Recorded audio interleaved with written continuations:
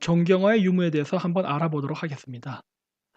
제가 이렇게 그 카자흐어, 몽골어, 한국어, 일본어 4개 민족의 언어를 이렇게 쭉 나열을 했는데 "안녕하십니까."에 해당하는 표현들을 써 놓은 겁니다. 그런데 여기 그 몽골어를 보면요.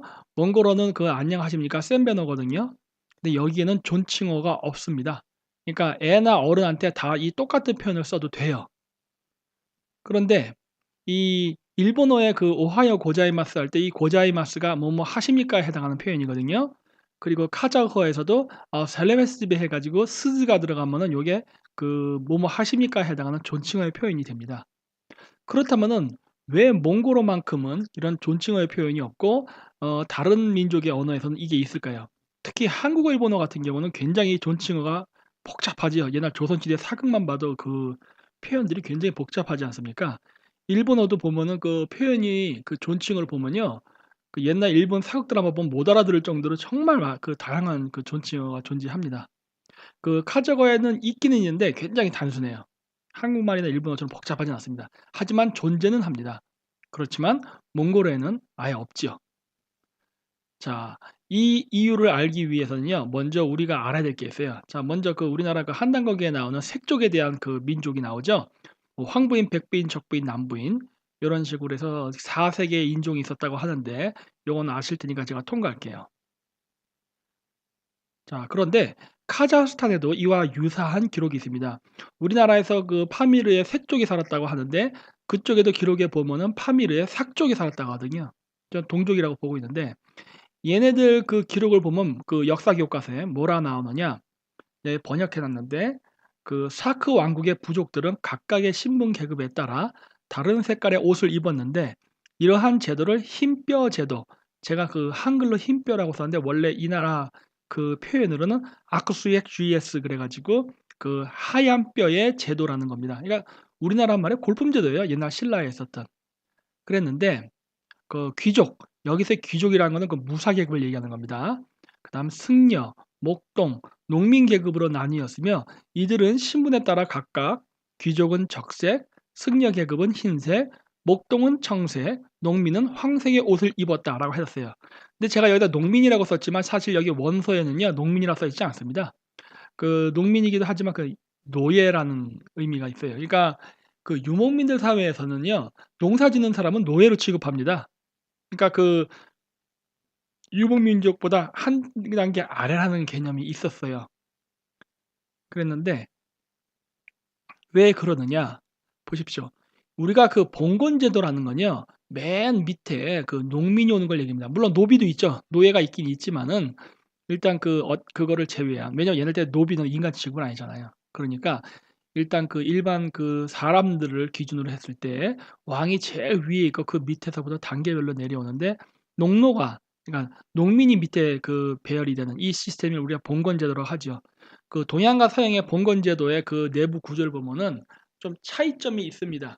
그 있지만은 전체적으로 농경을 기반한다는 거에 대해서만큼은 차이점이 없죠. 대동소이하게 그 제도가 존재를 했는데 유목민 제도는요. 이 사회 구조의 시스템이 농민을 기반으로 하지 않습니다. 유목민, 즉 그 뭐라 하죠? 유목을 하는 사람들을 기준으로 해요. 일반 국민들을. 그래서 봉건 제도는요. 반드시 상하 계급이 생기고 절대 권력이 탄생합니다. 그 왜 그러느냐? 농민들은 밥을 어디서 그 얻습니까? 바로 땅에서 얻죠. 가을에 추수를 해서. 그래서 가을에 추수를 해서 곡식을 얻기 때문에요. 그 곡식을 추수할 때까지는 그 농민들이 어디를 못 갑니다. 붙어 있어야 돼요. 뭐 김매기도 하고 뭐 여러 가지를 해야 되잖아요. 그러다 보니까 어떤 강력한 독재자가 그 지역에서 출현을 해도요. 뭐 불만을 할 수 있을지언정 어디 딴 데 갈 수가 없어요. 그런데 유목민들은 그 국민의 기반이 무엇입니까? 유목민족 아닙니까? 왜냐하면 이 사람들은 고기를 먹고 사는 사람들이니까. 그러다 보니까 어떤 그 폭군이 나타나게 되면요. 그 양떼를 끌고 딱 딴 데로 가버립니다. 그래서 유목민 사회에서는요. 독재를 한다는 거는 무진장 어려워요. 그래서 그 항상 그 유목민족의 역사를 보면은 유목 국가가 100 년을 못 가는 경우가 상당히 많죠, 역사서를 보면. 그게 왜 그랬느냐? 유목 국가에서는요. 그 말 그대로 덕지 정치예요. 왕이 덕이 없으면요. 국민이 흩어져 버립니다. 왕이 덕이 있으면 순식간에 사람들이 집결되죠. 이게 바로 고대 유목민의 정치 시스템 제도에서 오는 거예요. 하지만 그 농경 사회는요. 왕이 현명하건 폭군이건 상관없이 항상 뭉쳐져 있어요. 그래서 많은 고대 국가들이 유목민 제도를 버리고 농경화하는 경우가 많았습니다. 왜? 지도자의 입장에서는 유목민의 통치 방식보다는 바로 봉건 제도가 자기들에게 유리했기 때문이죠. 근데 국민 입장에서는 어느 쪽 제도가 더 좋은 거라 생각됩니까? 봉건 제도입니까? 아니면 유목민족식 쿠리타이, 즉 화백 제도 같은 제도예요. 당연히 오른쪽이죠. 그런데 시대가 흐를수록 국민들은 점점 왼쪽으로 고릅니다. 왜? 그 국민들이 갖고 있는 노예 근성 때문에 그래요. 자, 그래서 이 고대의 그 파밀리에 있었던 그 스키타이들은 바로 이 계급에 따라서 적색, 백색, 청색, 황색 옷을 입었어요. 그래서 그 우리나라 옛날 그 국사 교과서에도 나왔지만은 고구려백제 신라는 고대 왕국으로 발전을 했지만 가야는 고대 왕국으로 발전하지 못해서 역사 속으로 사라졌다 해서 뭔가 고대 왕국으로 가야 좋은 것처럼 묘사하는데 그렇지 않습니다, 사실은. 그러니까 제가 얘기했지 않습니까? 역사를 바라보는 시각 즉 사관은 다양한 것이 존재한다. 그런데 이렇게 고대 왕국의 이런 개념물에서 긍정적으로 보는 시각이 바로 왕조사관이에요. 자, 그럼 볼까요? 그 고대 왕국의 정의는 뭐냐면요. 장자계승입니다. 그러니까 왕이 자기 아들에게 권력을 물려주는 거예요. 그리고 불교를 국교화하고 율령을 반포한다예요. 근데 이거 굉장히 그 뭐랄까 말이 건조한데 이걸 좀 제가 좀 더 원색적으로 표현해 볼게요. 장자계승이라는 거냐 권력의 세습을 말하는 거고 불교 국교라는 건 무엇이냐 옛날 때 그 지배계급은 두 개가 있다 그랬죠. 종교계급과 무사계급. 그중에 종교계급이 즉 종교계급이 그 당시 불교니까 불교를 가진 종교계급이 그 장자계승을 종교적으로 인정한다는 거예요. 그 율령 반포는 뭡니까? 바로 무사계급들이 그거를 법으로 인정하겠다는 거예요. 이게 이 세 개를 다 합치면 뭡니까? 다 한 가지 얘기를 하고 있는 거예요. 권력 세습, 그다음에 중앙 집권 권력 이거 얘기하고 있는 거예요. 그러니까 고대 왕국은 그 시스템을 만드는 거를 그거를 만들면은 고대 왕국, 못 만들면은 그 뭔가 좀 낙후한 샤먼 국가 이런 식으로 인지를 한 거죠. 자, 그래서 원래는 그러면 그 이전 사회는 어땠느냐? 장자 계승이 아니라 그 천통 계승이라고 제가 일단 써 놨어요. 이거 왜냐 특별한 용어가 없어요. 이게 존재하지 않기 때문에. 제가 왜 천통이라 썼느냐? 그러니까 혈통 계승을 하지 않는다는 걸 제가 말하고 싶어 한 겁니다. 그 예전에는요. 그 1년 12 개월이니까 12 번의 제천 행사를 했습니다. 그리고 매달은 특정한 기운을 받은 사람들이 태어난다고 봤는데 그 왕이 태어나는 기운을 받는 해가 있어요. 그런데 그때가 되면은 온 국민들이 천제, 그러니까 하늘의 제사 지내는 거죠. 거기에 참가한 다음에 밤에 뭐 합니까? 그 제사 지내고 남은 음식들 다 나눠 먹으면서 다 밤에 섹스를 했어요. 예를 들어서 뭐 1,000명이 제사에 참가했다. 그건 1,000명의 쌍이 할 거 아닙니까? 그러면 그중에 뭐 수백 명의 커플은 임신을 하겠죠. 그러면은 10 개월 뒤에 그 아이들이 태어날 거 아닙니까? 그러면은 그 아이들은 신성한 왕의 기운을 받아 태어났다 해 가지고 그 샤먼들이 집중적으로 제왕 교육을 했습니다. 그래서 제왕 교육을 하게 되면은 나중에 인제 시험을 보죠. 그래서 그 시험을 봐서 가장 성적이 우수한 자가 왕이 되는 시스템이었어요. 그렇기 때문에 왕이 된다는 거는 그 자기 아들이 되는 게 아니라 뛰어난 자가 되는 거예요, 뛰어난 자가. 그랬기 때문에 제가 그걸 천통이라고 한 겁니다. 그래서 그게 뭐냐? 그 노비의 자식도 왕이 될 수 있는 거예요, 이거는. 신분 제도가 있었지만은 노비도 왕이 될 수 있다예요. 그러니까 일종의 그 티베트교의 달라이라마 제도 비스무리한 그런 거였습니다. 그리고 종교적으로는 샤머니즘이었습니다. 왜 샤머니즘이었느냐? 이러한 천통을 계승해서 움직인다든가 이런 어떤 하늘의 원리를 이용한 통치 시스템을 그 해석하는 그 종교가 샤머니즘이었거든요. 이건 제가 나중에 요 시리즈가 끝나고 샤머니즘 시리즈를 만들 건데 그때 제가 더 자세히 설명하도록 하겠습니다. 그리고 율령 반포에 해당하는 게 하늘의 법이라는 건데 뭐 이 하늘의 법이라는 건 별거 아닙니다. 그 뭐랄까 그 별자리의 위치에 따라서 그리고 그 별자리에 맞춰 태어난 각 인간은 그 자기가 그 사주팔자를 갖고 태어난다고 보는 거죠. 그래서 그 태어난 거기에 맞게 신분과 직업이 정해지고 거기에 맞게 살게 된다는 일종의 운명론이에요. 뭐 그런 게 있었습니다. 그래서 요런 부분들이 샤먼 왕국과 고대 왕국의 차이인데 그러니까 샤먼 왕국은 어떻게 돼 있느냐? 권력 분산에 많이 치중돼 있고 고대 왕국은 권력 집중에 많이 치중되어 있었습니다. 그래서 많은 고대 국가의 지도자들은 점차 고대 왕국 쪽으로 가는 걸 선호하게 되죠. 그래서 어 여러분들은 그 유목민족들이 농사를 안 지었다고 생각하는데요. 그렇지 않습니다. 여기 보십시오. 저 왼쪽 위에 있는 거 카자흐스탄에서 발견된 건데 저거 춘천 중도 거기 유적지에도 이거 나오죠. 그리고 이제 국립박물관에도 제가 이게 똑같은 유물을 봤습니다. 있어요. 오른쪽 위에 있는 거 저거 뭡니까? 맷돌이죠. 그리고 왼쪽 이거 석가래죠. 요 왼쪽 밑에 보면 소를 끌고서 이게 밭 가는 그림 나오죠. 농사 지었어요. 오른쪽에 보면은 집을 이렇게 지었죠. 유목민족이 맨날 그 천막 치고 다닌다고 여러분들 생각하는데요. 그렇지 않습니다. 유목민족들이 천막을 치고 사는 건요, 굉장히 후대에 나온 거예요. 그리고 왜 천막을 치게 됐느냐, 그렇게. 그 나무가 없으니까. 몽골 초대 나무 없지 않습니까? 나무가 없기 때문에 자기가 이동한 지역에다 집을 그때그때 나무를 베어서 지을 수 없었기 때문에 그런 천막이 나온 거예요. 그 환경의 문제 때문에 생긴 겁니다. 하지만 몽골처럼 위쪽에 부리아트 족이 사는 지역은 타이가 산림지대거든요. 거기는 널린 게 나무예요. 그러다 보니까 이렇게 부리아트 족들은요, 유목 생활을 할 때 여름 목장과 겨울 목장에 각각 저렇게 나무집을 지어 놓고 이동을 해서 그 집에서 살았어요. 위에서 보면 이런 모습입니다. 그래서 똑같죠? 그 몽골인들의 계로와 같은데 재질만 다르다예요. 그래서 이 북방계 민족과 남방계 민족이 한반도에 들어와서 섞여서 오늘날 현대 한국어가 되는 것 같은데 이 잘 보시면요. 우리가 농사랑 관련된 단어들은요. 드라비다어와 매우 유사합니다. 드라비다어도 한국어와 같은 그리고 저기 북방계 민족과 같은 교차어예요. 주어, 목적어, 동사로 이야기를 하거든요. 어순은 똑같습니다. 어순은 똑같은데 단어가 있잖아요. 우리가 살면서 쓰는 단어들. 근데 이 단어들을 보면요. 한국어의 단어들. 그 한국어에서 농사랑 관련된 단어는요. 드라비드어랑 매우 유사합니다. 그런데 그 유목생활 관련된 고기랑 관련된 거 있죠. 가축. 이런 이름들은요. 여기 보시는 바와 같이 다 북방계 언어랑 관련이 있어요. 특히 북방계 언어 중에도 카자흐어, 즉 투르크계 언어와 상당히 유사합니다. 몽골어도 있는데요. 몽골어랑 이 몽골어에서 동물을 얘기하는 이름과 그 한국어는요 많이 차이가 나요. 예를 들어서 개, 사박 이거는 뭐 다르죠. 소는 스르 뭔가 한국말이랑 비슷하죠. 말, 아트 카자흐스 아트라고도 하지만 말이라고도 합니다. 돼지는 동어지 이거 돼지 돈자입니다. 닭, 타우크예요. 뭔가 비슷하죠. 양은 코이인데 양과 코이가 왜 제가 같다고 해놨냐면은 이 이응의 기억화 현상 그것 때문에 그렇습니다. 곰은 콘즉, 고니는 쿠, 송골매 숭까르 이런 식으로 굉장히 닮아 있어요.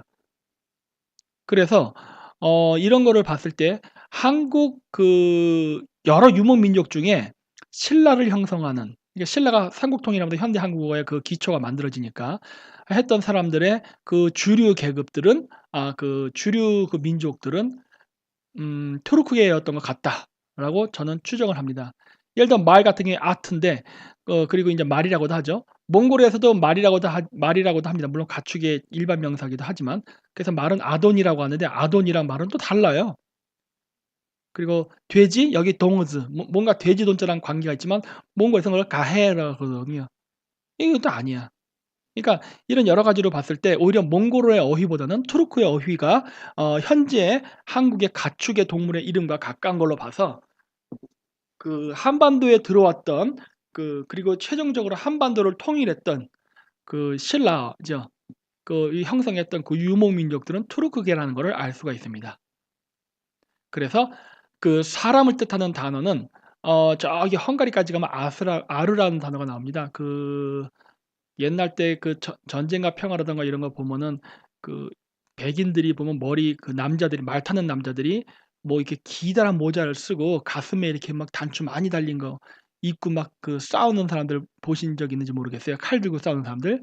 그 후사르 기병대라 그러는데 후사르 영어로는 후사르 그다음에 러시아에서는 구사르라고 부르는데 후스 또는 구스라는 게 바로 우즈 라고 해 가지고 헝가리 사람을 뜻합니다. 거기에 아르를 붙이는데 그 아르가 뭐냐면 사람을 뜻하는 단어예요.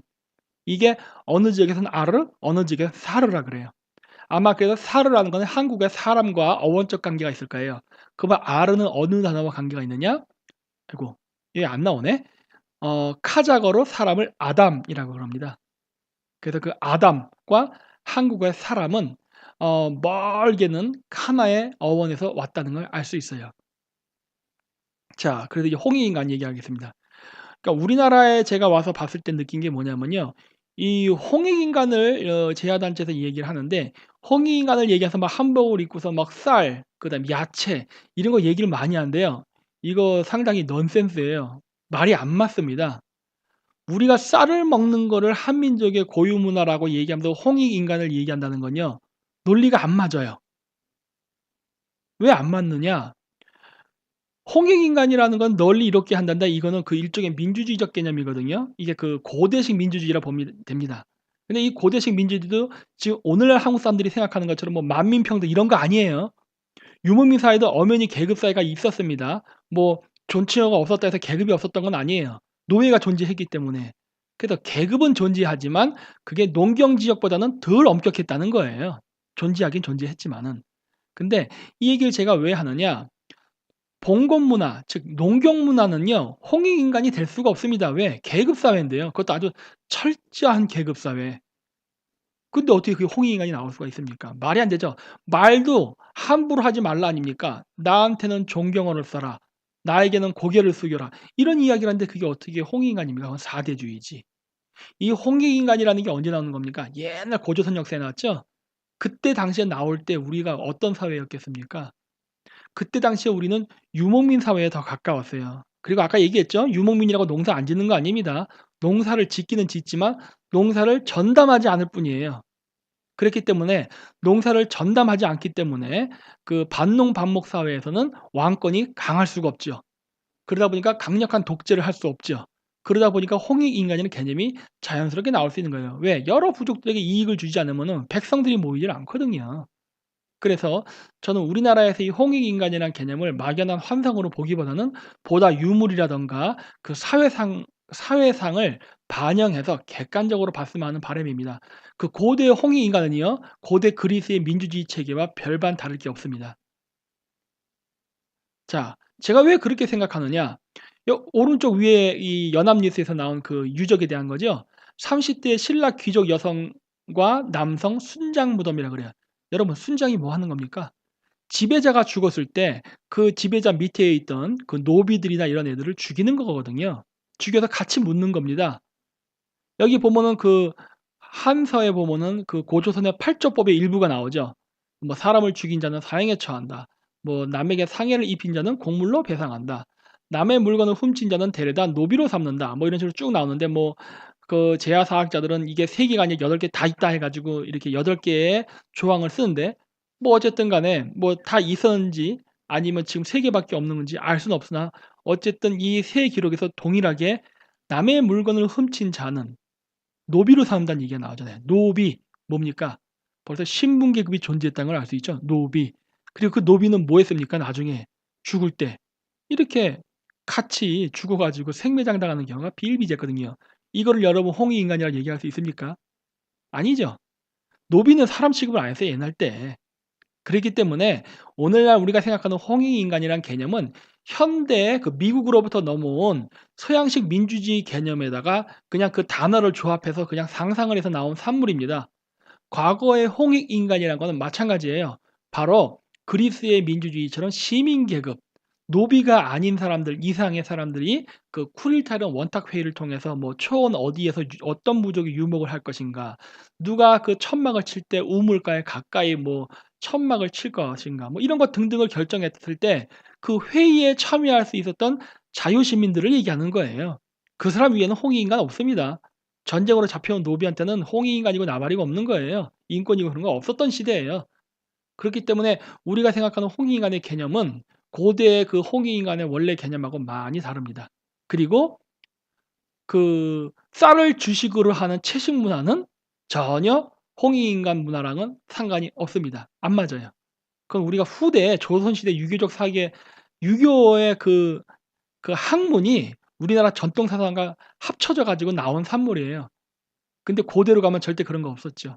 자, 그렇다면은 순장을 왜 했냐는 거예요. 종교적으로는 그거죠. 왕이 죽었으니까 그 왕을 보필을 하기 위해서 한다. 말은 아름답죠. 근데 현실적인 목적은 뭐였습니까? 바로 노예의 숫자가, 물론 노예가 필요합니다. 여러분 노예 언제 썼는지 아십니까? 노예는요, 예전에 그 농사 짓는 데 썼습니다. 아까 제가 얘기했죠? 유목민족은 농사 짓는 걸 천대시한다고. 그러면 왜 농사를 안 지었을까요? 당연해요. 힘드니까. 농사 힘듭니다. 손도 많이 가고 여러 가지. 땅에 묶여 살아야 되는 거예요. 그냥 평생을 죽을 때까지 그냥 그 땅에서 계속 살아야 돼요. 왜? 농사 지어야 되니까. 근데 여러분들 지금 오늘날 현대 사회에 사시는 젊은 분들 중에 그렇게 땅만 파고 살겠다는 사람이 있습니까? 아마 거의 없을걸요? 한두 번은 할 수 있어요. 재미로. 안빈낙도 그래 가지고. 재미로는 할 수 있어요. 하지만 그 평생 하라 그러면은 절대 못할 겁니다. 저도 못 해요. 왜? 싫으니까. 힘들고. 왜 한 곳에만 삽니까? 여러 군데 돌아다니면서 사람들도 만나고 여러 뭐라 그럴까. 유목민들이니까 여러 지역 다니지 않습니까? 여러 지역의 외국 여자랑 한번 연애도 해 보고 뭐 재밌잖아요. 요즘 우리나라 젊은 애들 유럽이나 이런 데 중앙아시아 여행 왜 갑니까? 다 그런 거 아니에요. 옛날 땐 무슨 정조가냐 이런 게 어디 있었습니까? 그냥 자유연애 했고 다 그랬죠. 어떻게 보면 오늘날 현대 사회랑 매우 유사했었죠. 그런데 그런 자유를 맛본 사람들이 농사를 지어라면 짓겠어요? 안 짓지? 거절하지? 근데 누군가 농사를 지어야 돼. 그럼 어떻게 합니까? 노예가 필요했던 거예요. 농사는 노예가 필요하기 때문에 하는 겁니다. 그리고 그렇게 농사를 지으면서 노예를 잡으면 어떻게 돼요? 노예랑 일반 사람은 이미 계급이 평등하지 않다고 했죠? 그럼 어떻게 되는 거예요? 언어가 변하는 겁니다. 그래서 지배 계급이 쓰는 언어와 피지배 계급이 쓰는 언어는 같을 수가 없는 거예요. 왜? 같다는 것 자체가 지배 계급한테는 수치였기 때문에 그런 거예요. 내가 어떻게 쟤들이랑 똑같은 언어로 말을 섞어 이런 거거든요. 이거는 유목민 사회도 존재했고 농경 사회도 존재했지만 농경 사회가 더 심했습니다. 왜? 엄격한 계급 제도가 생기니까. 근데 사실 아이러니한 거는 이 농경지대 봉건 제도도요. 유목민족들이 만든 거예요. 왜 그랬느냐? 그거야. 자기네들이 편하려고 한 거거든요. 아예 애초에 저 북쪽 쌀 농사를 짓지 않는 지역에 사는 그 유목민족들 같은 경우는 이런 현상이 일어나지 않습니다. 왜? 농사가 그렇게 큰 비중을 차지하지 않기 때문이에요. 유목으로도 충분히 먹고 살 수 있고 그리고 농사를 지을 수 있는 환경이 그냥 그 여건이 잘 마련되어 있지 않아요. 그리고 뭐랄까 이미 양떼가 있어서 먹을 음식이 충분히 확보되어 있기 때문에 이 사람들에게 있어서 보리라든가 조라든가 귀리는 일종의 반찬 이런 거 정도로밖에 인식이 안 되거든요. 그러니까 밀농사 망쳤다고 해서 굶어 죽거나 이럴 일이 없어요. 그러니까 농사를 짓는 데서 굉장히 막 손을 많이 가게 하고 인력을 투입하고 이럴 필요가 없는 거죠. 해서 잘 되면 대박, 안 돼도 그만. 이런 식이에요. 그러니까 농사에 엄청나게 그렇게 신경을 쓰지는 않죠. 근데 농사를 주로 하는 지역에서는 어떻습니까? 신경 많이 써야죠. 농사를 망치는 순간 자기네들은 다 굶어 죽으니까. 그리고 농사를 망치는 순간 왕이 열받죠. 왜? 세금을 못 걷어들이니까. 그러니까 어떻게 하는 거예요? 노동 집약적으로 합니다. 농토에서 많은 곡식을 생산하기 위해서 그 뭐랄까 인력을 확보를 많이 하려고 그래요. 그 얘기는 뭐예요? 새끼를 많이 깐다는 소리예요. 그러니까 옛날 때 농사 짓던 사람들은요. 인간 취급을 당하지 못했던 거예요. 굉장히 힘들었던 거죠. 그러니까 토지 면적당 쌀의 생산성을 높이기 위해서 노동 인력이 많이 필요하니까 사람을 많이 필요하게 그러니까 항상 농경지대 인구가 증가하잖아요. 왜 농경지대의 인구가 증가했느냐? 노예가 많이 필요했으니까 그런 거예요. 그래 갖고 인구는 무조건 늘어나. 근데 문제는 뭡니까? 인구가 많이 늘어나면 그만큼 쌀을 많이 먹어야 되잖아요. 근데 쌀을 많이 줄까요? 안 줍니다. 많은 쌀은 지배계급이 가져가고 쪼끔의 남은 쌀만 엄청나게 생산하느라 동원됐던 많은 노예죠. 저는 농민을 거의 사람으로 보지 않습니다. 왜냐하면 엄청 가난하게 살았으니까. 이 사람들에게 줘서 굉장히 빈곤한 삶을 살게 만들었어요. 그래 갖고 상하 계급을 만들어 놓고 지배 계급을 유지했던 게 바로 봉건 사회입니다. 농경 봉건 사회예요. 그래서 농건 봉건 사회를 지배했던 지배 계급도 아이러니하게도 바로 유목민족이었습니다. 그러니까 유목민족의 초원에서는 인간 평등 이런 거 얘기하고 멋있게 살다가 농경지대로 들어오는 순간 바로 괴물로 변해 버립니다. 왜냐? 강력한 기마 집단을 갖고 있었기 때문에 싸우면 이길 수가 없었거든요, 농경민족이. 그러다 보니까 그렇게 해서 농경지대를 기반으로 해서 강력한 국가를 형성하고 나면 뭐 합니까? 바로 북쪽으로 올라가죠. 그러니까 유목민족이 중원에 가서 나라를 세우는데 그리고 배은망덕하게도 이 농경지대에서 나라를 세운 그 유목의 국가는 다시 초원지대를 쳐들어가는 이런 아이러니가 늘 발생했어요.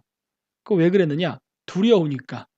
자신들이 그 농경민족을 지배하면서 노예로 부리면서 굉장히 풍요롭게 살았는데, 자신들의 풍요로움을 그 질투를 해서 북방의 유목민족들이 쳐들어오면 자기네들이 죽거든요. 그러니까 그 사전에 그 싹을 잘라버리기 위해서 공격을 하는 겁니다. 그래서 늘 그 고대사에서 보면은 그 중원의 그 역사는 한족의 역사가 아니지 않습니까? 다 북방민족의 역사입니다. 근데 북방민족이 중원에 들어가서 강력한 그 농경 중심의 황제 국가를 건설하면요, 반드시 주변의 유목민족 국가를 침략합니다. 그래서 그 수나라도 그렇고 당나라도 그렇고 그 중원 지방을 다 통일해서 그 농경 지역의 농민들을 자기네들의 통치 기반 시스템으로 완전히 확보를 시켜 놓게 되면요, 반드시 북벌을 가야. 왜냐? 북방 민족만 제거가 된다면은 자기네들은 평생 이 호의호식을 할 수 있으니까. 이게 그 중원 지역에서 일어났었던 2500 년의 역사예요. 늘 그래 왔었습니다. 지금 오늘날 중국의 공산당 시스템도 그거랑 똑같은 거죠. 자기네들이 그 지금 중국 공산당들 중에 그 간부들 보면은 한족이 아닌 경우가 상당히 많아요. 공무원도 아니고 시진핑조차도 한족이 아니고 다 아니에요. 근데 강력하게 그 통치 기반을 확립하면 어떻게 해야 됩니까? 주변의 북방 민족 국가들을 건드리기 시작하죠. 왜냐? 그러지 않으면 자신들의 통치 기반을 유지할 수가 없거든요. 내부의 갈등을 바깥으로 폭발시킨다. 이게 늘 있어 왔던. 그러니까 이게 이 농경 국가가 되면요, 굉장히 힘든 거예요. 이 국민도 힘들고 그다음에 그 지배자들도 힘든 겁니다. 왜? 맨날 이러고 살아야 되니까. 자기의 부를 유지하기 위해서. 그러니까 그 언어라는 게 존칭어가 생기는 거는요, 그냥 생기는 게 아닌 겁니다. 바로 이러한 농경에 의한 상하 계급 때문에 생기는 거예요. 그럼 어떤 사람들은 그래요. "아니 그러면 지금의 중국은 다 단어가 똑같은데 왜 그래요?" 라고 질문할 수 있어요. 그거는 이거랑 지금 다른 경우죠. 왜 그렇습니까? 중국의 어떻게 보면 이건 제 생각입니다만, 중국 한족의 역사의 시작은요, 문화혁명 때부터예요. 문화혁명을 통해 가지고 그 이전에 북방 민족이 만들었던 모든 문화들을 다 불살라 버리고 말살시켰잖아요.